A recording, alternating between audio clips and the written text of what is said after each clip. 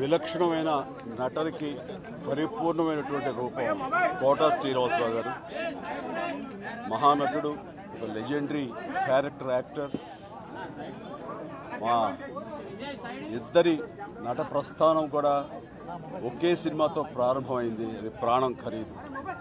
Of course ఇక్కడే నారాయణమూర్తి ఉన్నాడు. నారాయణమూర్తి కూడా ఆ సినిమాతోనే ప్రారంభమైంది అనుకోవచ్చు.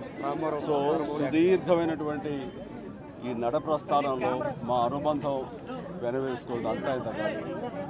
ఆయనతో నటిస్తున్నప్పుడు తెర మీద ఆయన నటనను చూసి అద్భుతం అనుకోవడం వేరు.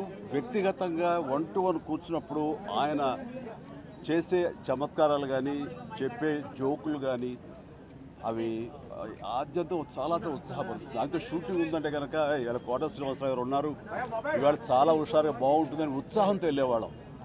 అలాగా ఆయనతోటి ఒక అనుబంధం పెనవేసుకు వెళ్ళింది. ఇక ఆయన చేయలేని క్యారెక్టరు, చేయని క్యారెక్టరు, మాట్లాడని యాస, మాండలికాలు లేవనే చెప్పాలి.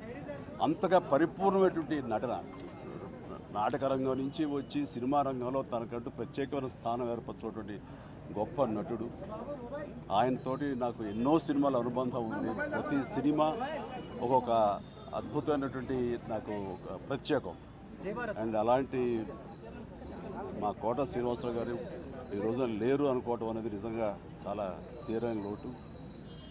అండ్ ఇది వాళ్ళ కుటుంబానికి, పరిశ్రమకి తీరని లోటు. అలాంటి మహానటుడు, అలాంటి వైవిధ్య పాత్రలు పోషించేటటువంటి విలక్షణమైన నటుడు మళ్ళీ వస్తారని అనుకోవటం లేదు. అలాంటి నటుడు మనకు దొరకరేమో కూడా, ఉండరేమో కూడా. అది ఎవరు పూర్తి చేయటువంటి చాలా భారీ నష్టం ఈ పరిశ్రమకి.